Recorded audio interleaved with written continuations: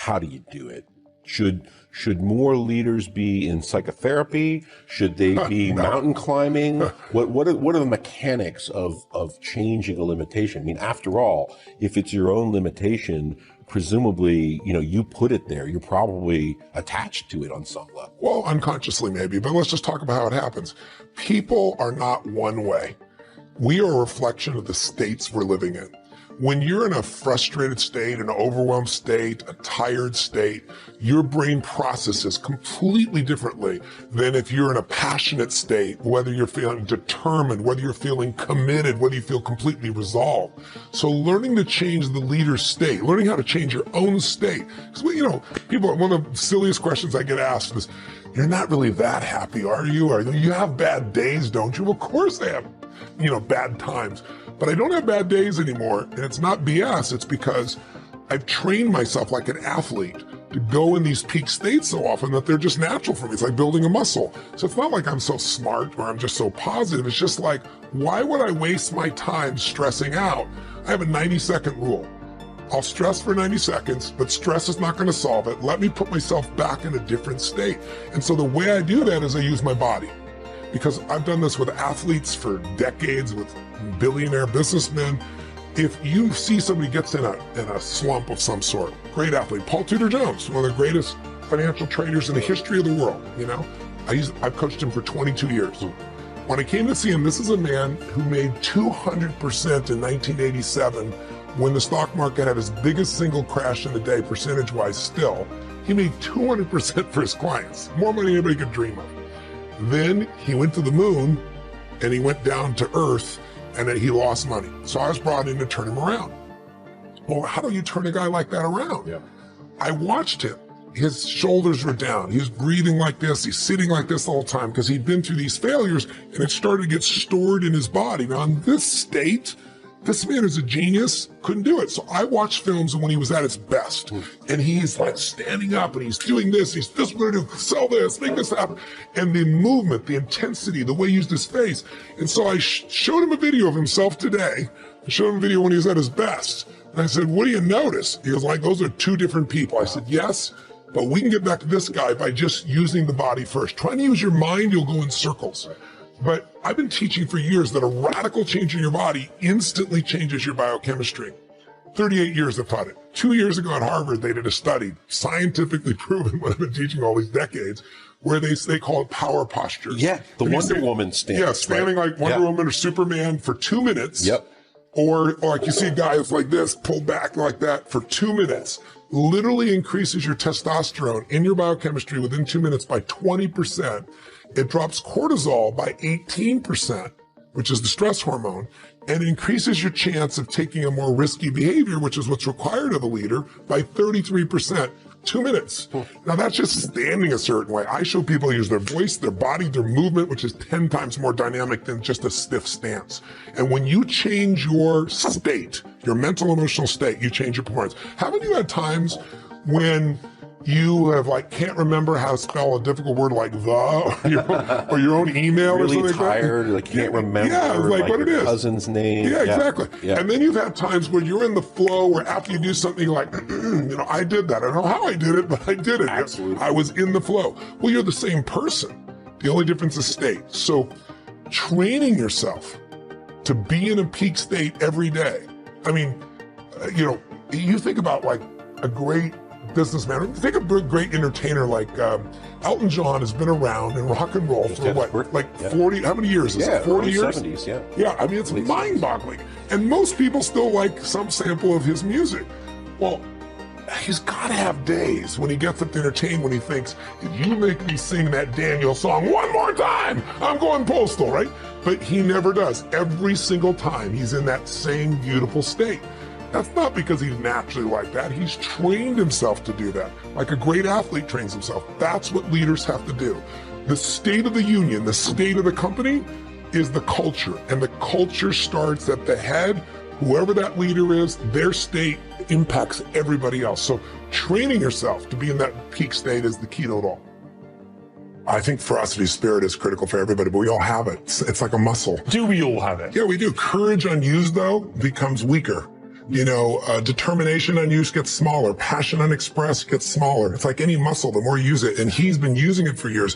His son, though, here's the other thing. He had a reason larger than himself. You see the pattern in all the people that have overcome. He wanted to do for his son. At the time, he told me about his worried about all his employees, and he really cares about his people. But here's the secret, though. You have to make that shift where it's no longer an excuse. If you give yourself an excuse, humans will take it. If you're going to take the island, you burn the boats. And he burned the boats and said, I'm going to find the answer. First, he shifted his psychology, came to my business mastery program, and then he got the skills. Because like I said earlier, it's not just confidence. You got to have skill, and he had both, and he found the way. Show them what you did. Yeah. After that particular business mastery program, again, as Tony says, 80% of it is psychology. And then 20% of it is mechanics or the strategies. Yeah. But unless you get the psychology down, the mechanics don't matter. And I can tell you from that day in November of 2008 where I made that decision that I was not going to fail, and I kissed my lady and said, I'm going back to work. And we went out there and I learned how to export. And when there was no market for steel in the United States, I was able to export to several different companies or several different countries. And we took off from there. We continued to grow. And it was just, again, it's about a mindset. It's about having a level of pride. For me, it was coming from where I come from. The Melio name didn't mean a whole heck of a lot. And I was determined to change that because it's something of what I call generational influence. I'm not doing this for me. I'm doing this for my son. The other thing you should do if you're not very industrious is discipline yourself. And so what do you do with that? Eat 3 times a day at regular meal times. That's a good thing to practice because that starts to put some stability into your life. Get up at the same time. I would highly recommend all those young people out there who are listening, like, you want to get a jump on life, get the hell out of bed in the morning. As I've got older, I've got up earlier and earlier. Now that's partly because you don't need as much sleep, but it's also partly because I've got more and more disciplined. Like, get up early in the morning and get your things done. Man, learn to get up at 6 in the morning and you'll be one deadly creature, especially if you can get to work. You'll have half your damn day done by the time other people haul their sorry asses out of bed. And so that's a massive, massive advantage. Look, Warren Farrell, not the comedian, Warren Farrell, the author, he outlined data in Why Men Earn More, which is a book I would recommend, by the way, showing that if you work 13% longer hours, you make 40% more money. It's nonlinear. So you think, why is that? Well, imagine you had 10 employees and one of them works an extra 10%. It's not much. Well, how often is that person going to be promoted? Assuming you have a clue as a boss. It's like you're going to look at the 10 people and you're going to think, oh, that guy's always here like 45 minutes early. It's like, why don't we give him the promotion? Obviously, right? So these small edges that you can manage like that, work an extra 10% or extra 13%, have non-proportional payoffs. That's part of the Pareto distribution. So get your sleep cycle organized so you get up in the morning. Learn how to do it. No excuses. I'm too tired in the morning. I don't like mornings. Who cares? That's not relevant. It's like discipline yourself so you can manage it. Schedule your meals because that's a good disciplinary routine. And then learn to use a calendar like Google Calendar. Many of you out there do not use a calendar. Okay, a calendar is not a prison and it's not a tyrant. Not if you use it properly. A calendar keeps anxiety at bay.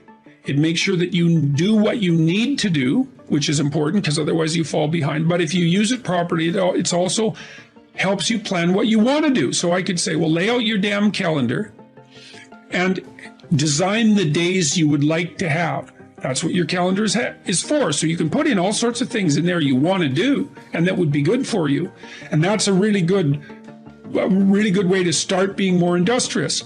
Make a plan. You need a plan for 3 years. You need a plan for the next year. You need a plan for the next 6 months. You need a plan for the next 3 months. You need a plan for the week. You need a plan for the day. You need a plan for the hour. All of that. I make lists constantly of what I have to do. And they're like daily, weekly, monthly, yearly. Right now, I can't look out more than about 6 months, because my life is too complicated and chaotic. But you need a vision of who you could be, what character you could have. 3 to 5 years out, you can't go much farther than that because life is too unpredictable, I think, to make vision that's longer term than that subject to. There's too much chance associated with it to spend a lot of time on. Maybe you can stretch it to 5 years, and in rare cases, you can have a 10-year goal, but it has to be pretty low resolution. But you want plans at all those levels of resolution. You want to write the things down. And because what are you going to do? You're going to stumble around and get what you need? You're going to stumble around and be useful to other people? And it's useful to be useful to other people, you know? They want to work with you then. They want to do things with you. They want to have you around. They trust you. They open up opportunities for you. And if you stumble around like you're blind, you're not going to get anywhere. And then you're going to suffer. And then you're going to be bitter. And then you're going to be cruel. So that's hell. That's a bad outcome. The most important conversation you'll ever have is the one you have with yourself. You wake up with it. You walk around with it. Eventually, you'll act on it. And my self-talk was the most disgusting self-talk of all time. So the sewer of my mind, like I said, you have to go back in there and fix things. A lot of us are afraid. Like right now, 20 years ago, you wouldn't have found me on this show. I was too embarrassed to tell you I stuttered. I lied. All these different things, getting beat up, getting bullied, whatever happened. But that's where the true transformation starts to happen. When you can look at people, anybody, thousands of people, one person, and say, hey, this is who I am. And this is where I have to fix myself. And this is where it really happened. I thought it happened when I was in, 19, 18 years old, trying to pass this military test. Right. It happened here when I was almost 300 pounds, spraying for cockroaches, making $1,000 a month. And people call me dumb. My dad called me so many things, it's not even funny. Being beat just stripped me of all self-esteem. This is when I realized I was alone on this earth. I have God, but alone on this earth, and I have to fix everything. So this is where I started to develop an indestructible mental toolbox. Okay. So I came home one night after spraying for cockroaches at Ecolab, and literally I was praying at Steak and Shake, and I would go across the street to 7-Eleven. I had a 45-minute commute home. So I worked from 11 o'clock at night to 7 o'clock in the morning. Okay. I had a 45-minute commute home. And my stop would be, Steak and Shake, chocolate milkshake, across the street, 7-Eleven, box of mini chocolate donuts, and I would eat that on the way home. Yeah, sure. When I come home, I turn the TV on, I take my shake because the box of donuts they were killed. Oh yeah. I killed those. Yeah. Go back to the back, turn the TV on and take a shower. Listen to the TV while I'm taking a shower. This day I heard these guys on the TV talking about Navy SEAL, toughest, class 224. So I heard stuff about Navy SEALs. These are the baddest of the baddest. So I come out and I'm watching this show while I'm drinking my shake. And when you're watching the show of guys who are putting out there and they're quitting left and right. Oh, sure. Just can't handle it. They're going through hell week. They show them going through first phase, second phase, third phase, and they're dropping like flies. I looked in this one guy's eyes who was ringing the bell to quit, to put his helmet down out of Navy SEAL training, and I saw myself. And I saw what everybody said I was going to be, which was nothing.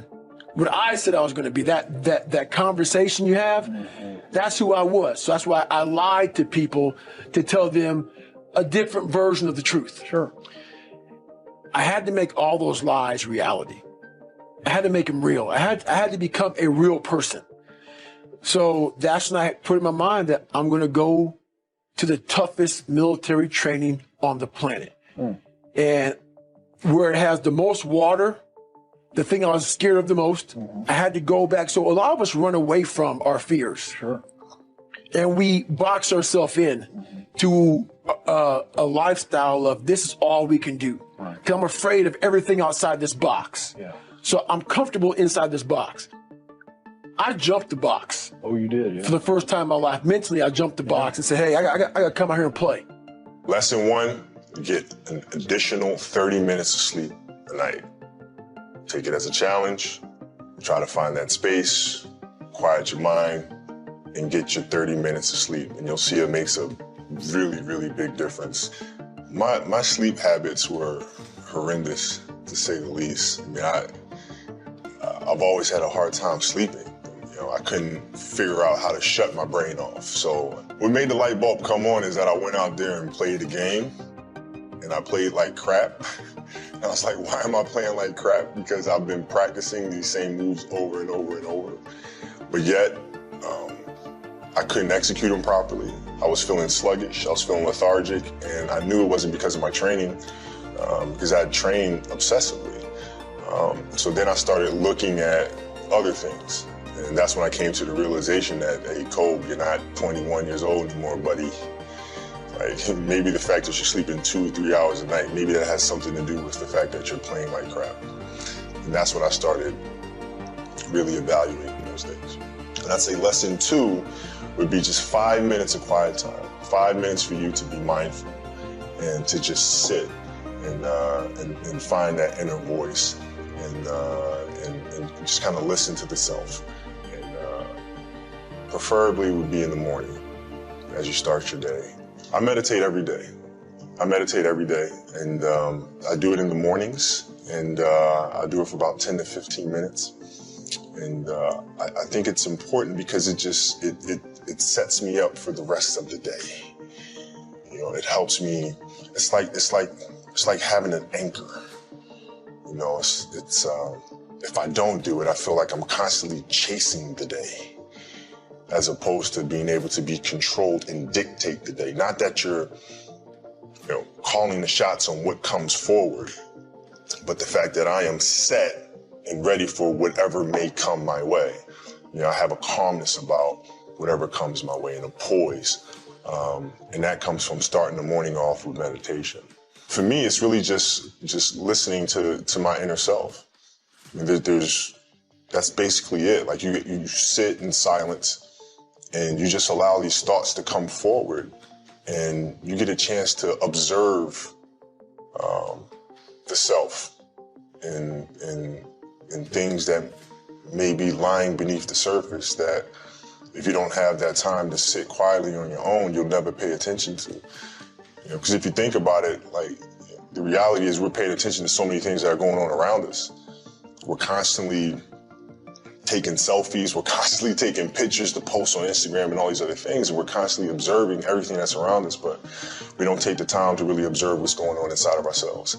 And that's what meditation is for me.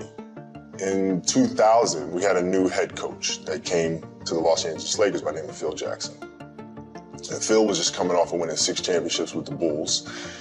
And he was really big on mindfulness and really big on meditation, and it wasn't an option for us. So we'd sit in our film room, and he'd turn the lights out, and we would meditate as a group, and he'd teach us mindfulness. And it really connected with me because he was teaching mindfulness through something that I was extremely passionate about, which was the game of basketball. So it was told through the lens of, this is going to help you here. And so I had this curiosity about it. And that was my introduction to meditation. And then seeing the poise that we play with, the fact that we can be in a hostile environment with fans yelling and screaming and pressure situations, and it having no effect on us. Because we were never too high, never too low. We were just in the moment and felt very secure in who we were. And that was my introduction to meditation.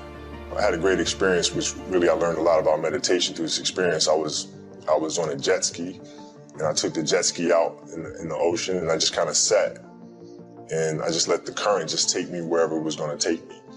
And I really saw a lot of meditation through that moment because I wasn't trying to control the moment. I wasn't trying to force myself upon the waves and dictate where I was going to go. I just let the waves take me there.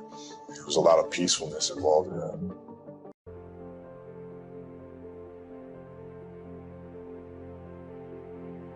You cannot surround yourself with blindness and expect to see. You cannot run with packs of angry women and expect to be happy and fulfilled. You cannot hang out with a bunch of defeated, going nowhere, no vision men and be an overcomer. You are who you hang around. Don't save that last bullet for yourself. You lock and load that last bullet and you shoot it at your enemy. And you keep fighting no matter what. And you never quit. And if you feel like your life is in a place where you can't get any lower, good. Because that means the ultimate challenge is ahead of you. It means you can only go up. I'm telling you, it's possible to be weak. It's possible to feel overwhelmed. It's possible to feel discouraged. It's possible to be going through something that you've never gone through. And if you were to be honest, would say, I am weak this day, yet I'm still anointed king.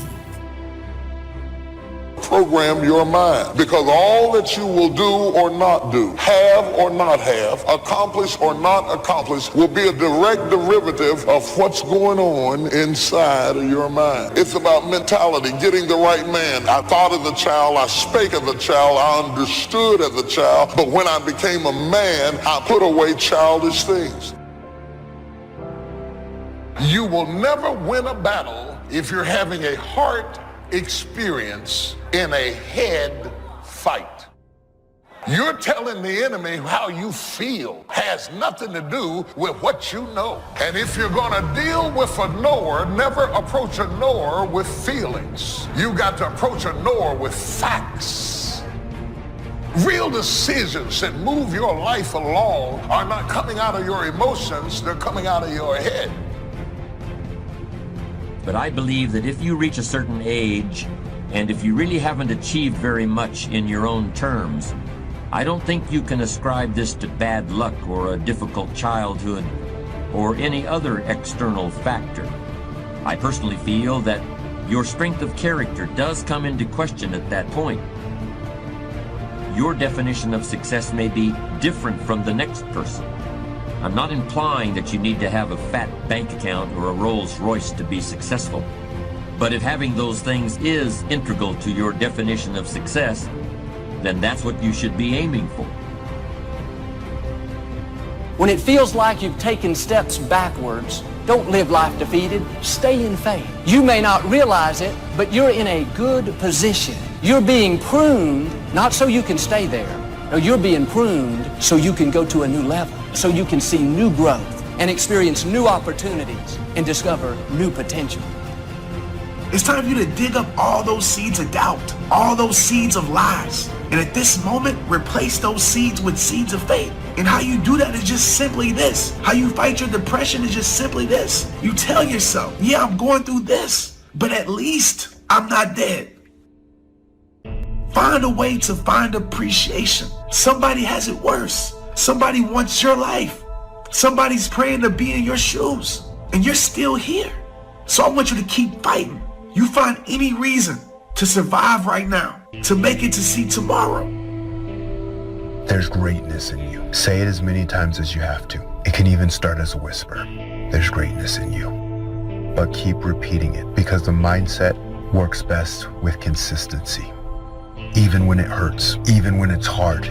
Keep moving forward. Keep doing what you need to do. Keep believing in yourself. God is not trying to destroy you. He's trying to develop you. And he can't develop you until he brings you through something. I'm stronger because of what I've been through. I can take a lot now because of what I've been through. My enemies can't get the best of me now because you don't know what I've been through. We let people control us. We let attitudes control us. We let substances control us. We are in bondage to stuff that we have no business being bound by. Because every time you break, and in every way that you break, it's a chance. It's definitely a chance for you to give up and for you to just to fall apart. But there's also opportunity. There's opportunity to get stronger and get more resilient and get better. Sooner or later, you're going to end up with just you and God and your pain, and you're going to be the one that's going to have to decide if you're going to go through or if you're going to give up. How bad do you want what God has put in your heart? Bad enough to outlast the opposition? Bad enough to do the right thing when the wrong thing is happening? Do you want it bad enough to keep pursuing even when circumstances say it's not going to happen? Many of the difficulties we face, that's simply a test. When you know what you want, and you want it badly enough, you will find ways to get it. The solutions, the answers, the methods will become evident to you. What drives us to find the answers is necessity. So work on your reasons first, answers second. Now, what are some of the reasons for doing well? I'm sure that if you did a little soul searching, you could come up with a fairly strong list of reasons why you want to accomplish great things. There are personal reasons, sometimes uniquely personal reasons. Some do well because of the way it makes them feel. Some people do well for the recognition. They love the feeling of being a winner. That's one of the best reasons. I have some millionaire friends who keep working 10 to 12 hours a day, making more millions. And it's not because they need the money. It's because of the joy, pleasure, and satisfaction that come to them from being constant winners. It's not the money, it's the journey. I just want to tell you, don't let this chapter that you're going through make you in your story. Don't let depression lie to you and tell you that you're not enough, that tells you that there's no more better days, that tells you that your best days are behind you, that tells you you're a nobody. Don't let it lie to you, because it's been lying to you so long that you're starting to believe that's true. You're starting to live that out. We have systems of survival built around what will not go away. If we could heal it, we would leave it. But since we can't heal it, we make it nice and comfortable and fix it up and say we like it. Nobody likes to be mugged. Nobody likes being broke. Nobody likes being lonely.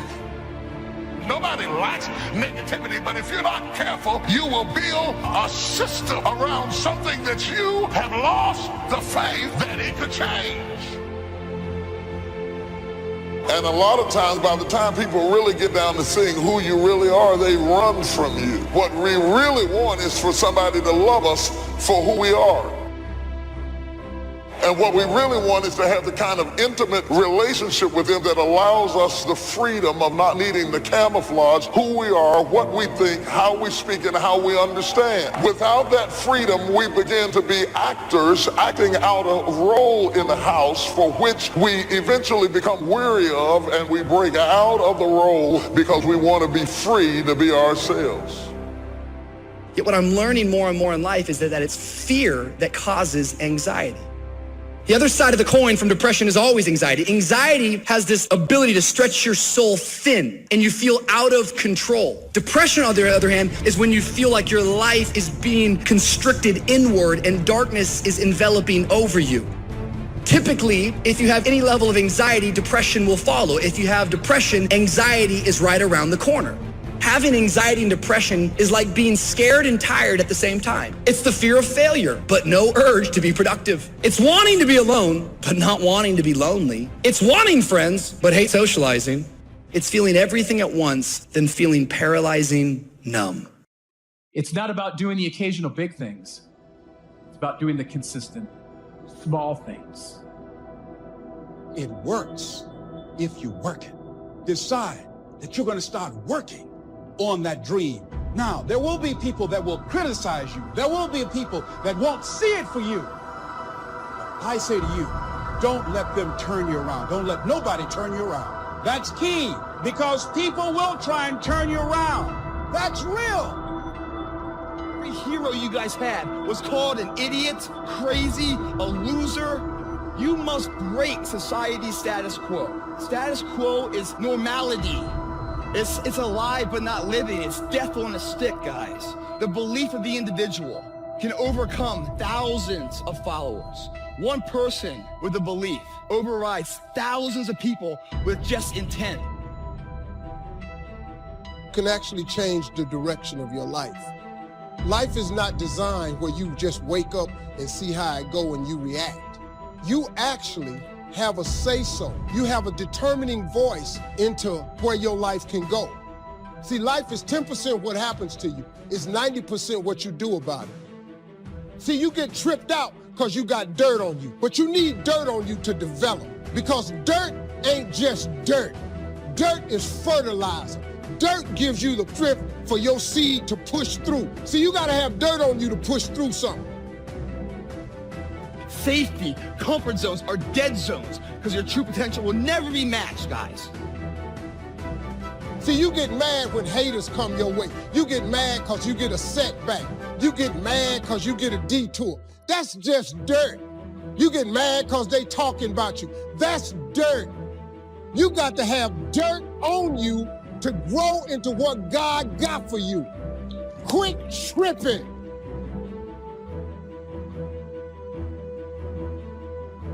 Be ready for tomorrow by doing all that you can today. Set a goal that will make you stretch for what it will make of you to achieve it. What an all-encompassing challenge to have a better vision of the future, to see what it will make of you to achieve it. The greatest value in life is not what you get. The greatest value in life is what you become. It's not what you get that makes you valuable. It's what you become that makes you valuable. Set the kind of goals that will make something of you to achieve them. So there you have the two components of positive self-direction. Self-knowledge, knowing who you are and what you want to do with your life. And number two, self-preparation, getting ready for the opportunities before they come your way. Becoming the person you need to be in pursuit of what you want.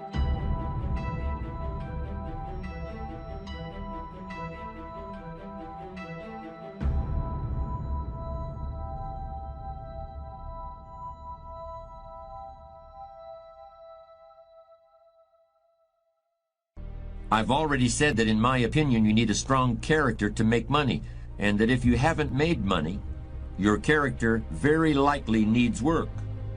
But I also want to stress my belief that it takes character to achieve success in any form, whether it's in the business world or anywhere else. There are some people who just aren't interested in making a lot of money.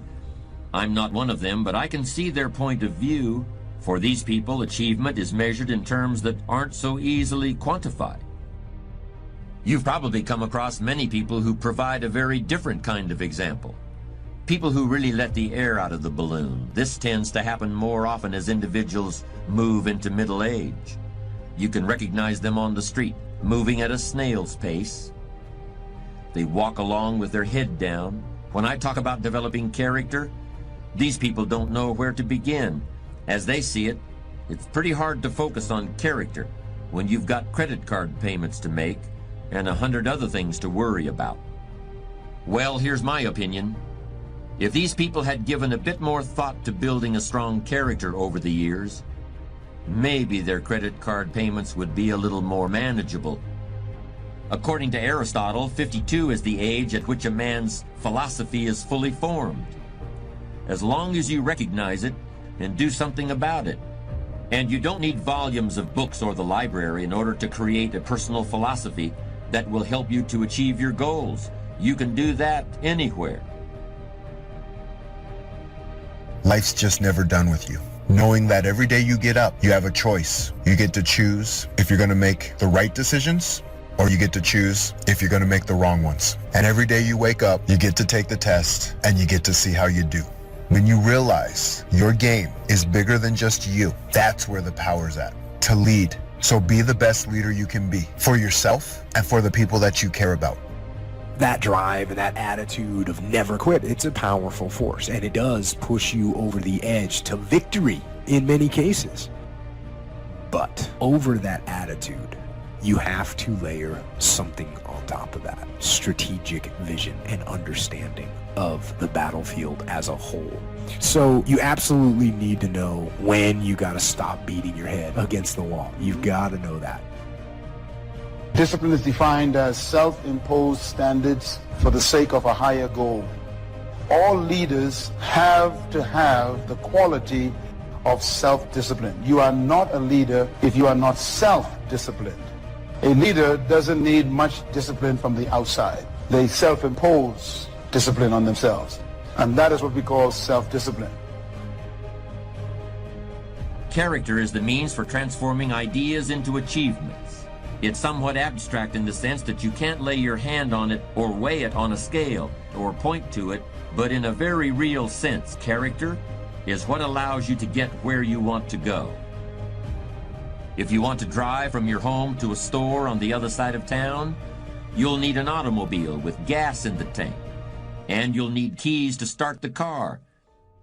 You can't lay your hand on any of those things, and you can't measure them with a yardstick, but they're as important to reaching your destination as the car or the gas or the keys to start the engine. They are analogs of character. Anxiety, it makes us feel out of control, and we're trying to put things in order. And so often the very thing that we're afraid of, it's not even as bad as fear itself. Fear is always false evidence appearing real. And when you abide in fear, you're going to always be running for your life. That's why we focus on our faith, because our faith always leads us to life, and life more abundantly.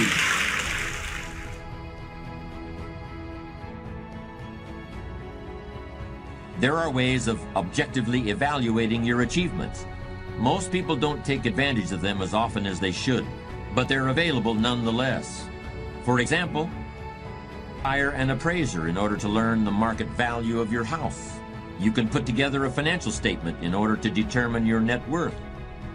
You can compare where you were 10 years ago to where you are now in order to determine the degree of progress you've made in your life. Achievement depends on character in the same way that a successful drive to the grocery store depends on knowing when to apply the brakes and when to step on the gas. But how can you know if your character is in good enough shape to get you where you want to go? To continue the metaphor we've been using, there are ways of discovering whether you still know how to drive without having an accident. I believe there are ways of evaluating the strength of your character that are almost as clear as the depth of tread on a tire or the amount of gasoline in the tank of an automobile. In order to use these techniques for character evaluation, all you need is a commitment to be ruthlessly honest with yourself. At first, that kind of ruthless honesty may include a little bit of pain, but once you accept the fact that character is basic to achievement, you'll gladly pay the price. Because there are some things in your life that you are not ready to turn loose. There are some sins you're not ready to get rid of. There are some issues and some hang-ups that is stunting your spiritual growth. You can't be all God wants you to be with some stuff you're still hiding. As you're working to break out of old behavior patterns, as you're struggling to achieve your goals and to overcome the obstacles that will inevitably befall you, I'm in favor of using any means necessary to make progress, as long as it's legal and ethical.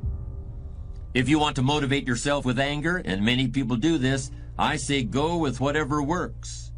If you feel you've been wronged at various points in your career, and you look forward to gaining sweet revenge once you reach the top, I say whatever gets you going. Credit goes to our awesome patrons who make videos like this one possible. Consider joining them to support our work. You can also support us by subscribing to our channel and clicking the bell button to get notified when our new videos are released. And as always, thank you for watching.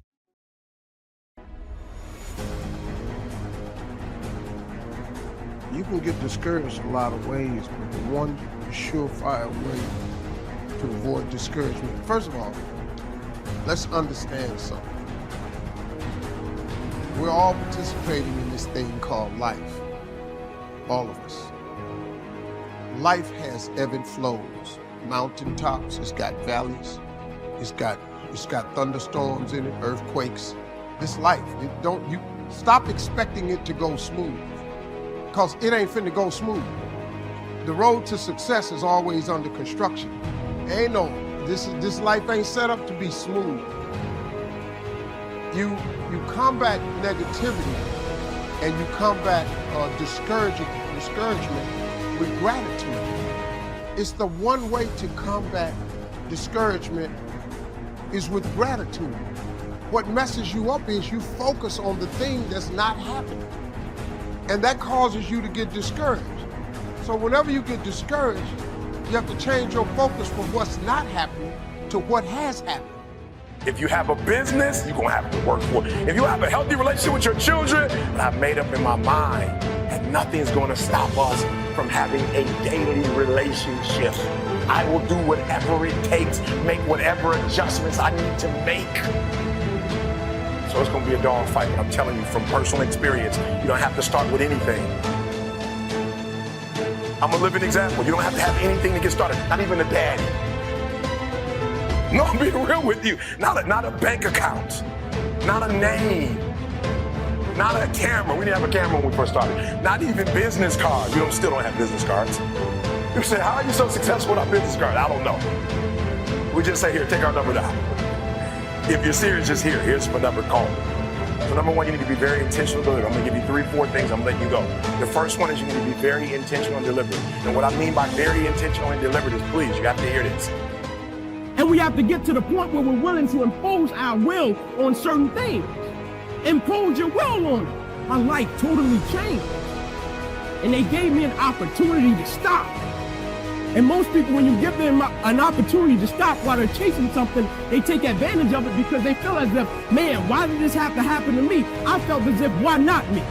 This is the perfect opportunity to use this to be a blessing to somebody else. And you know what? It's not even about me to be truthful. It's not even about me now. It's about repaying the people that invested in me and saw something in me when I couldn't see it in myself. At a certain point in life, it can't just be about you. And the moment that we understand that, and every day we wake up, we understand that life is a blessing and life is a gift. And if you were to check out today, how would you want to be remembered? It's bigger than you. I believe in rugby that both teams are professionals, correct? Listen to me, both teams are professional. Both guys have, started young and they all have, are all, physically able to play the game. But what happens is you have one team that's good in spurts. You have another team that's dominant. Come on, hear what I'm telling you. When I say I need you to be intentional and deliberate, hear me, I want to paint the picture. You have one team that has the ability to score. They have the ability to do well.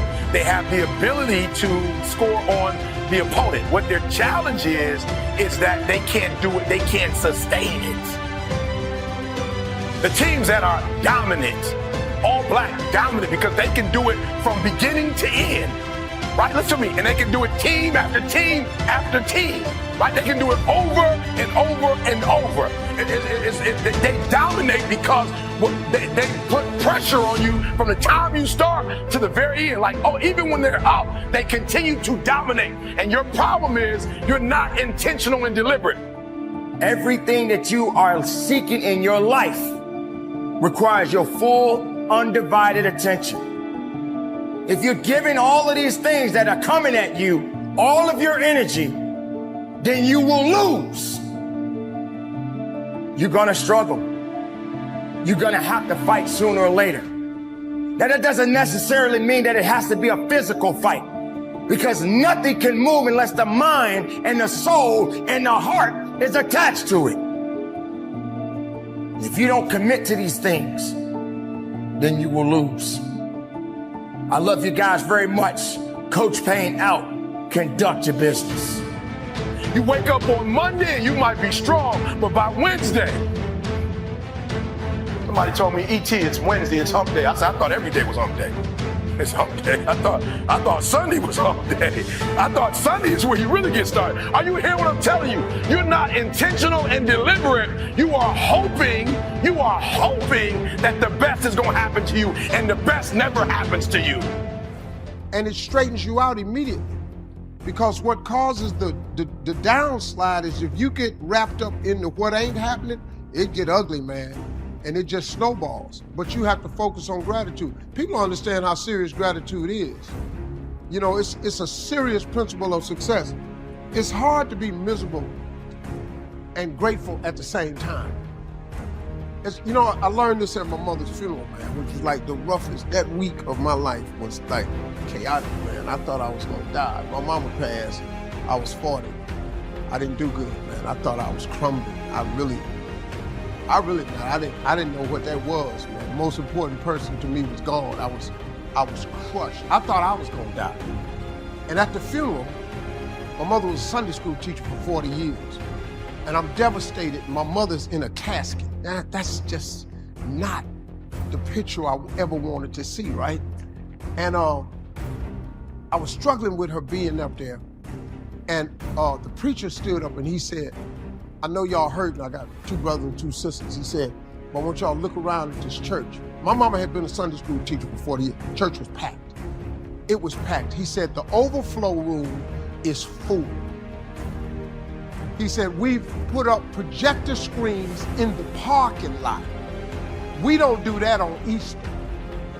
We done set up projector screens in the parking lot because so many people came to see your mother off. Said, because your mother meant something to everybody. My mama, my church, my mama's funeral was filled with the hood, the gangsters, the pimps, the hustlers, the dope boys, the police, the politicians, the church people. I'm doing all the right stuff. I'm not hurting nobody. I'm finding folks' wallet, and I'm finding a way to get their wallet back. I'm not disrespecting females. Like, I'm trying to do all the right stuff. Why am I broke? And God said, being a good person, son, has nothing to do with making money. That's absolutely, you're a good person, and you're going to be rewarded for that. Ask CJ, I can lose my computer, and somebody's going to send it back to me. I lose stuff all the time. I'm like, all right, I'm not going to lose people, but I'll lose stuff. It's like, it's not that deep. Listen to me. I'll leave money I'll leave money, not even in a wallet, just money sitting there. And I'll come back and somebody says, did you lose some money? I'm like, it didn't even have my name on it. Like, I'm being honest. The Beats by Dre, I left them on the plane the other day, did some work, came back. I just randomly walked up to 48, exit gate 48, randomly just walked up and said, I lost some headphones. And he said, are they black with red? I said, yeah. He said, I think that they're down in the security. I'm like, security? That's 2 miles from here. I got to catch a plane another 15 minutes. He said, oh, I'm sorry. What's your name? I said, Airtown. He said, oh, they're right here. We're talking about in Los Angeles, California. I randomly walk up to a gate and this guy just happens to have my